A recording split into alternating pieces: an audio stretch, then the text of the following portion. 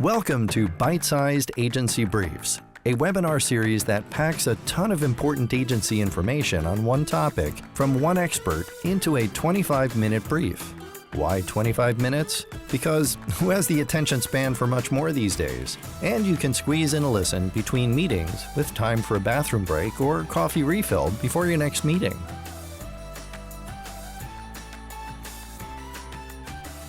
Thanks for tuning in. This is Byte-Sized Agency Briefs. I'm your host, Steve Guberman from Agency Outside, where I coach agency owners to build the agency of their dreams. Today, I'm speaking with Dan Antonelli. I've known Dan for a long time, and it's been really awesome to see his agency grow. He's the President and Chief Creative Officer at KickCharge Creative. He's also the author of Branded, Not Blanded. Dan, thanks for joining me today.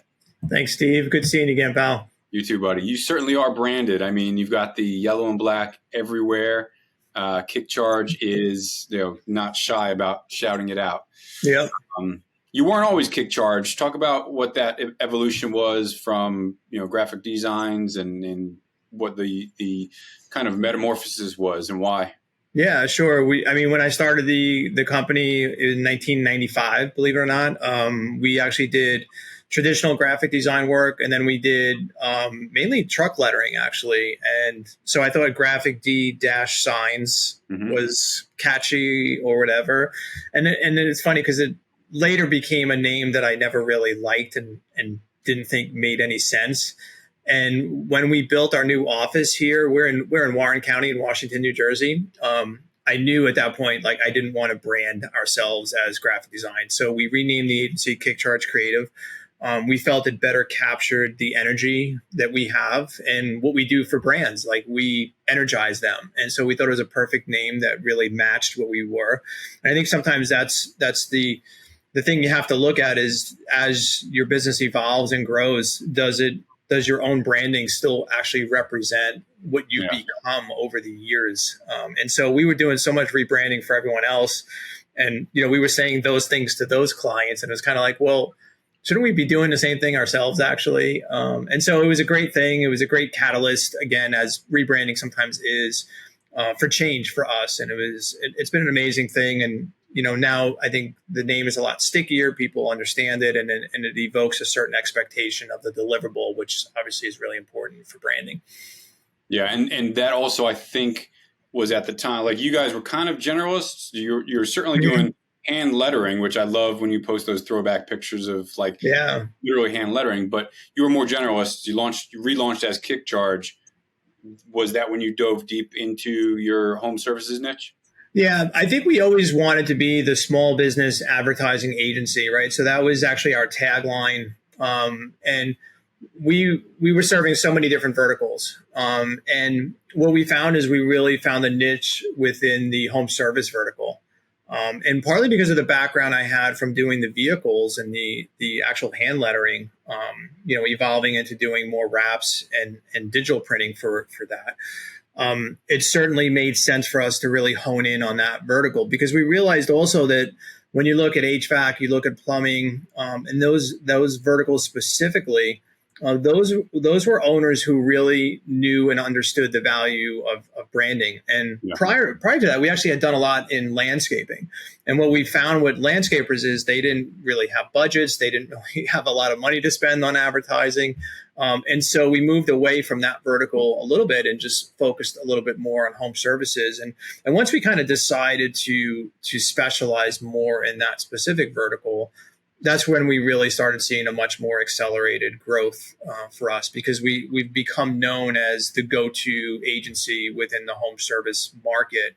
And the work that we do, it's just amazing that, 28 years later, we're still changing lives with our work, and we're still able to bring that passion. And that has created legions of super fans. We call them super fans, because any social media post that someone's talking about branding, they're always throwing our name out. So we're active on some of the social media groups that are niche focused. So there might be a Facebook group for HVAC owners, and we're on there. We're asked to be on there. Actually, it's not even like I invite myself, they want me to be on there just to sort of act as an expert for people who have questions about branding. But it's kind of crazy when someone posts, maybe they'll post a really awful brand that they're about to put on their truck wrap, and there'll be 15 or 20 posts like, stop what you're doing, like call KickCharge, call Dan, or whatever. And it just kind of fuels that. And it's kind of weird for us in the fact that we really spend almost nothing on marketing, but we average about 25 leads a week. Wow. Without really actually doing any lead gen. So it's kind of cool. The next part of what we're trying to do is, as we're trying to grow and scale, is actually investing in marketing. Which seems imagine that, a marketing agency doing their own marketing. Yeah. So we're looking forward to that, and just trying to help as many people as possible. And that's really the mission that we have: is how many more owners and businesses can we positively affect? That's really kind of our focus. So a lot of agencies will fight the niche. They'd rather, if they're too deeply niche, what if that industry tanks, or what if my team gets bored with only working with lawyers or whatever? We want to be as diverse as possible, or we can work with anybody. And I think that last part is what really gets me, is we can work with anybody, and you guys can work with anybody. Mm-hmm. Yeah. But there's focus in voice when you say, we're the leaders in home service branding, as opposed to we're the leaders in branding for everybody. Right. Do you have an idea, roughly, like what your year-over-year growth percentage-wise was before you kind of like really owned your niche versus what it might be now, year-to-year growth? Yeah, I mean, I think that we were doing like 10% growth a year. So it was slow, but it was steady. We'd have 1 or 2 hires a year is kind of what we were doing. And we're at, I think, about 24 people now. But then once we really kind of decided this is where we're going to focus, we're not going to sort of chase these outliers. Like we had it in our head at one point that we thought it would be super cool to do branding for microbreweries. Like, we're like, let's focus on microbreweries and become experts on microbrewery branding. And then we just kind of found out most microbrewery guys or owners don't have really a big budget to spend on branding. So I'm like, well, it would be cool, and maybe creatively it would be nice to sort of flex in that space. It didn't really make any sense. But once we kind of started on that, and then the other thing that we did when you talk about growth and figuring out how we become, more profitable, and again, just growing faster, is we eliminated things that we weren't great at. And one of the things that we weren't great at, we were great at building amazing websites. The only problem is we couldn't make any money doing it. And the other piece that we were trying to do is we were trying to sell SEO and, pay-per-click and those types of services. And I don't want to say we weren't very good at it. We probably weren't as good as we maybe should have been, honestly. But we thought the recurring revenue model was really the model for us. Yeah. So when you were getting $100,000 a month or $150,000 a month every month, no matter what, it's very comfortable. Like, it's great. You've got this money coming in, and it's kind of a very secure thing. But when we really looked at the numbers and we said, okay, we're selling a $15,000 or $20,000 website. We've got developers to code, because we did all that stuff in house. We didn't outsource any development. We had the writers, so we've got all the content people here, and then we've got the designers. So you take a $20,000 website, you divide it by 3, and then you look at the salaries devoted to each of those buckets. And at the end of the day, we're just like, there's no money here. Yeah. There's no money. And as a loss leader to get the digital marketing recurring revenue, maybe I could see it. But when we also looked at where was the source of problems in the agency from the client perspective, where were clients unhappy? They were never unhappy with branding. They love the brand. They love the collateral. They love the ads. But the digital marketing, they're already pissed off that they're paying Google all this money. And then when they have to pay them even more, they're even more pissed off. So we said, why are we in this space? Why are we even doing this? Like, we are a branding agency at our core. Let's just eliminate the stuff that is not central to that. And so, maybe we'll make a homepage design and hand off a PSD and say, have at it. Good luck. Because I still think we build beautiful websites, or we can design beautiful websites, but oh my God, like the stress of doing the coding and then, the content is just, there's no money there. I mean, at least for us, there was no money there. No, it's an interesting point. Knowing the services that you're really good at, that you want to do, and that are also profitable, like finding that sweet spot and getting rid of the ones that don't meet in that sweet spot, and focusing on, we do brand packages. They range from $20K to six figures. Mm-hmm. They include, you guys do like amazing mascot work and brand wraps on vans. You eliminate the white guy, or what is it? White van syndrome. White van syndrome. Yeah. I love that. So you found the thing that you guys are really good at, you can be very profitable at, because you've got a tried and true process. Yeah. And anytime people or agencies veer from their process, it's where they lose money. Yeah. So yeah, I love that you own that. In your niche, you've got a book, Branded to Blanded, that's focusing on home service branding. Mm-hmm. You do a lot of speaking. Like, how did that all evolve for like the thought leadership space for your industry?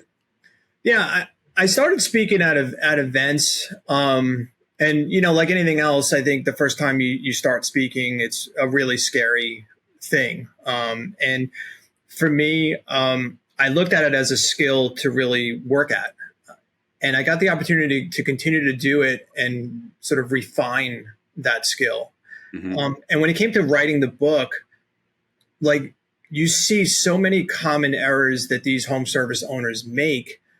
And you're like, why do they keep making these mistakes? Why do they, start their company with an awful brand name? Why do they wrap the truck with something that is destined to fail? Like, why do these things happen? And you realize that there's no information about it. There really isn't a book about home service branding that even exists. Right. There's tons of books about branding, but focus specifically on what their challenges are and how to leverage a brand and what it does to their ROI, what it does to their marketing spend, how it affects average tickets and how much they can charge for their work, recruitment. Like, there's so many things, and it's all intermingled into the idea of how this brand functions for them and should function for them. So I just said, like, I can affect more people by writing this book. And even if they never hire us, I can help so many people avoid these costly mistakes, because it's sad. You get the client who signs up with us and they show us what they've been using.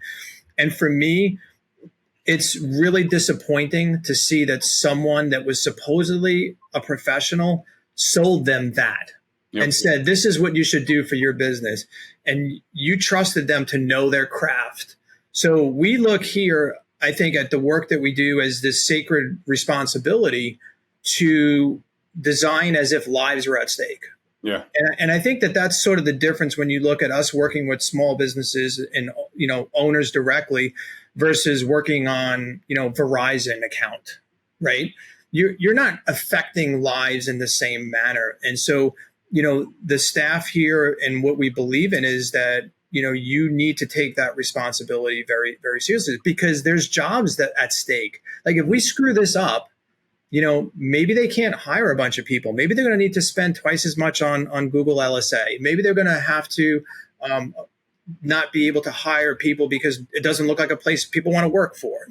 There's so many things that are affected by this. And so, like, that frustrates me a lot about, some people that are selling these services because they're not qualified to sell it. And if you're playing with somebody's livelihoods, you better know what you're doing. And I think that's the part that frustrates me sometimes. I see so much bad work. Like, listen, you're from Jersey here. You drive around on 287 or Route 80, and you see a lot of really bad stuff. And it's sad. It's sad, like that home service owner is missing an opportunity to do something really disruptive that would really affect their business. So, I wrote the book. I love speaking and seeing people and talking to people about how important the brand is and what it can really do for their business. And it's really gratifying when you go to these events and then you meet them in person, because most of our clients are not from New Jersey. We probably only have 5% of revenue actually coming from New Jersey. And so when you speak at these events, you get to meet them in person, and just hearing their stories about what it's done for their business is like, that'll never get old for me. Yeah. Well, to me, that's a great point, because as agency owners are targeting their niche verticals, whether they've got one like you do, that's a really vast one, or they're like in these 3 or 4 verticals, they need to be at the events where the people that they're targeting as their clients right. live and learn and network and market themselves. And that's what you're doing. You're going to these home services shows, Yeah. whether you're able to get a spot on a stage as a thought leader or set up a booth or work the floor or whatever. Like, that's just a great lesson in like, this is how we, infiltrate the niche that we own. Yeah. The other thing, Steve, too, I want to say is when you think about the most agency models and you look at their client base and their client roster, there's generally a few heavy hitters that they have that are comprising a significant amount of revenue. And so when I first started, I thought I never wanted to be dependent on any single source of revenue from one particular client, because I felt like I didn't have the control I wanted at that point. Like if they decide to walk, it wasn't cool with me that I was going to need to lay off half the staff. Like that's not cool with me. Like I don't think we've ever had a layoff here where I've had to actually get rid of or lay employees off because we lost a client. So right now we don't have any one client that makes up more than 1% of revenue. Right. Yeah, I think the rule of thumb is 20% of your clients should make up more than 80% of your revenue, or maybe that's inverted, but. Okay. Yeah, absolutely. There's a model there where you shouldn't have all your eggs in one or two or three baskets, and it's got to be diversified. Yeah, to your point, whether they're in different vertical markets or they're all in the same industry, you lose one, you've got to say goodbye to people, and that's just a crappy thing to have to do. Yeah, 100%. So obviously you're invested in your team. They are what is the lifeline for you to grow your business, to do the work that you do. You care immensely about the work that you're doing, to the point that like your case studies show, like since we rebranded, Tommy's tool truck, they had a brand lift of 357%. Like you can see the value that they've gotten back from, and that's part of your culture. Mm-hmm. What are some things that you guys do at KickCharge to instill this in your culture? Like the value, sure, you're not curing cancer, but there's a lot of value in what you're doing for these business owners, that every penny that they have is in their business. Like, so what do you do to instill that in your team? I think the one thing that I love is that the clients, you wind up having personal relationships with a lot of them. So they share a lot with you. And I'll get a random text from someone like, hey, Dan, just following up. It's been 6 months. Like, can't thank you enough. This has been a game changer for my business. We were able to do X, Y, and Z, whether it's hire more people. We've got 5 more trucks. We hired 10 more technicians, whatever the case may be. And I'd make it such a point to share those communications with the team, because they're not privy to some of those communications. Like the designers don't talk directly to clients. We obviously have account people and they talk just directly keep the designers chained to a desk in a dark room somewhere. They don't have no contact with anybody. So I want them to be, and they are, but sometimes just hearing from that client, and I'll screenshot it and I'll send it to them and say, hey guys, great job team. Like, look at what they've been able to accomplish with the work that we've all contributed to. And I, call out the team members that maybe had worked on that particular brand and that particular project, but it keeps it very real to them. And like I said, a lot of them came from bigger agencies where the impact of their work was never really seen or appreciated. So as much as I can recognize those efforts and have them always keep top of mind how critical their role is, whether it's doing a logo disc, which is not very glamorous, but it's still really important, all the way to creating the actual logo and having people understand that, each part of the team plays a big role in the success of that client. And when I get the opportunity to have them come to these trade shows, also, like if we have a booth at a trade show, that really is where they get to see that. I mean, the account team is generally who comes to those events, but they're the ones getting hugged. They're the ones like, oh my God, thank you so much for everything you've done. And so that's just really cool. And I think that is an important part as owners that, I always really try to make sure that when people say, Dan, like, I'm like, listen, like, I don't do nearly what you think I do here. Like, I have an amazing team that does all this really cool stuff. Maybe I help orchestrate a little bit of it, but they're the real heroes behind KickCharge. And I just kind of sit back and let them run with it. That's the job of a leader. I think a sign of a true leader is like elevating the team on the good stuff and falling on the sword when there's something negative going on. And so I love that. You recently brought on a new partner. I guess, sold a piece of equity of the business. Mm-hmm. This is somebody that you obviously had a relationship with. Yeah. What was the motivation there to give up, a piece of your business? So the investment we took in was from a guy named Tommy Mello, who owns A1 Garage, which just recently sold to private equity. And Tommy's vision and Tommy's mission is, again, to try to help as many home service owners grow their business and scale like he did. So he grew A1 Garage from nothing to over 200 million in revenue, and just sold to private equity.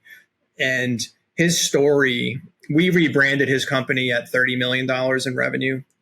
And he saw the power of what the brand did to his company, 30 million. And then it was 3 years later and he was over 200 now. So he just thought, and if you listen to Tommy Mello, he has a podcast called Home Service Millionaire. He's written a few books. His newest book is called Elevate. I highly recommend any agency owner to read it because it's more of the mindset of, building a team where everyone wins instead of just you as the owner winning. And that mindset really appealed to me because I wanted the sort of the firepower of having his brand behind our brand, which is really powerful. But the idea of that if we brand 250 home service companies this year, which is around what we'll do, how can we do 500 over the, build it to being that's what we do per year over the next 3 years. And so doing it in a way that helps even more home service owners elevate their businesses is what was really appealing to me. The idea of taking some chips off the table, of course, that was part of it. I had a health scare about 2.5 years ago where I had open heart surgery, and I'm very lucky to be sitting here today talking to you and very grateful for that. But that left me feeling a little bit vulnerable as an owner. Because although I have an amazing leadership team here, like my wife is not involved in the business. And I sort of felt like, wow, like if I had checked out at that particular point, like, did we have a good plan in place in the event, unfortunate event, if that had happened? So that was another motivation too. So I was able to take some chips off the table. I still maintain control of the company. So I don't have a boss, but I have a partner that's vested in the success of us and helping more home service owners. So it was like a win-win, and it was a great opportunity for me. I wasn't really looking for it, but he really truly believes in the power of what we do here, and he just wants to bring it to as many people as possible. So I was like, that's a pretty cool thing. That's awesome. All right, so I'm challenged here because I typically at this point would jump over just a couple of random rapid fire questions, but I have two other things I really want to dig into. So we might go long. We'll figure it out. So you mentioned a health scare. And you mentioned like, shit, there's no plan. What if I hadn't come back? And thank God you did. And you're back on the bike, literally and metaphorically. Have you taken steps to put, key man insurance in place and procedures in place in case, God forbid, something happens? 100%. Yeah. And that's been, again, a big fuel of, added a lot of firepower to our growth is basically stepping back. Yeah. So, I had the surgery about 3 months prior to the surgery. I had actually promoted someone to be head of operations here, and I gave her the title. And then did I actually let her be head of operations, or was I involved in stuff that I shouldn't have been involved in? And that was more of what was happening. And so, I had, this issue with my heart, and it was unexpected, and I couldn't work after the surgery. Like I was out for like 3 weeks. Like here I am. I think I'm going to be a big tough guy. I went to Morristown. I had the surgery out in Jersey here. And I thought, within like 3-4 days, like I should be back on a computer, emailing people, like doing my thing. And listen, I highly don't recommend open heart surgery if you can avoid it. It wasn't a fun experience, but it forced me to let people run things here. And once I kind of experienced that and saw what great leadership we had here that I hadn't given the opportunity to really flourish, like we're doing so much better. We're more profitable. Like everything is just actually working so much better. Yeah. So, that's awesome. Listen, I wish I had done a better job at that, but listen, a lot of people, I didn't start this agency to do managerial stuff. I started because I love being creative. And so you just recognize that you're not great at some of those things. And I'm blessed to have a great leadership team here that is just killing it, and they're doing so well. And it allows me also to focus on the things I love about why I started the company. So it was definitely a good experience. I look at the heart surgery and what happened after as actually the best thing that ever happened to me, outside of my kids and my wife and stuff like that. But certainly it was literally the best thing, because I think it's also instilled a better sense of gratitude, and being really grateful for, first of all, being alive. Not dying was really cool. And the fact that I have an opportunity now to even continue to help as many people as I possibly can. So that's kind of my mission, is how many more lives can I affect with the second chance that I've been given. Yeah, I love that. I think most owners don't realize they need some sort of forget about a legacy plan or a transition plan, but like documentation and redundancy and insurances and things like that, until somebody close to them passes away or they have some kind of a scare. And so whatever that motivation is, I encourage owners to get that in place before they need it. Obviously, sometimes it might be too late. So the final thing that's really on my mind, you guys deal with a lot of people stealing your designs. You guys do just such amazing work. And I see you talking about it on Facebook and showing side-by-side comparisons of, what you guys did and what, Joe's design agency and Kalamazoo did. How do you deal with people borrowing, stealing, whatever you want to call it, your designs and using it as their own? Yeah, it's hard. I wish it didn't happen. We've seen the biggest amount of theft comes from crowdsourcing. Yeah. So that's really where most of it is happening. And a lot of it is happening from, overseas designers. There's really no recourse that if you're sold the intellectual property of someone else, like, you're not going to go to 99 Designs or Fiverr and ask them to give you the money back to redo the 20 trucks that implement the logo that belongs to someone else. Right. So it's a really expensive lesson that a lot of owners learn, sadly, later on. So the best that I can do is I can just try to speak about the dangers of crowdsourcing, the dangers of intellectual property theft. It's usually like once a week we get, notified of something, and I have certainly a bigger reach now than we used to. And a lot of people know our work. A lot of other designers follow our work and they're like, "Hey, is this yours?" And they'll send me a screenshot of it, and it'll just be, the mascot we designed for a different company now suddenly on this guy's van. So then, we don't own that intellectual property any longer, but certainly we let the client know, and then they, get the lawyers involved. And to me, it's just, it sucks, I just don't know what to do about it. I tried for a while to police, Fiverr and some of these other sites and send them cease and desist and DMCA takedowns. But that's all I would be doing. Yeah. So at a certain point, I'm like, well, my clients probably aren't really going on Fiverr to begin with. So I'm not that worried about it. But it does suck when you see even like a local sign company rip something off. And it's just, I don't know. It just seems like the ethics in the business sometimes is missing from some people. Yeah, they want to take the shortcuts, or to me, the crappy part is when you do great work for a client, and then somebody else steals it for their client. Now your client feels like, well, I don't have this unique piece of art that KickCharge created for me because somebody stole it and sold it to somebody else for a fraction of the price. Yeah. And sometimes we see they contact us.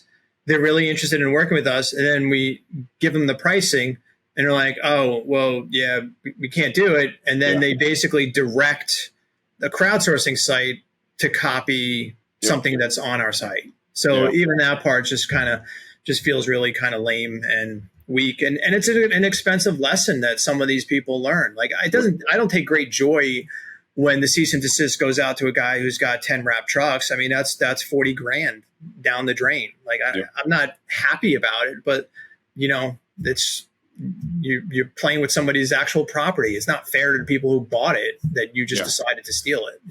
I mean, it sounds painfully obvious, but No, I get it. Yeah. So, all right, let's shift gears. I'm gonna throw one rapid fire question at you. So it's not that rapid because it's only one. Okay. Typically the one that I like to conclude with. But what's a super invaluable piece of business advice that you can share with the listeners?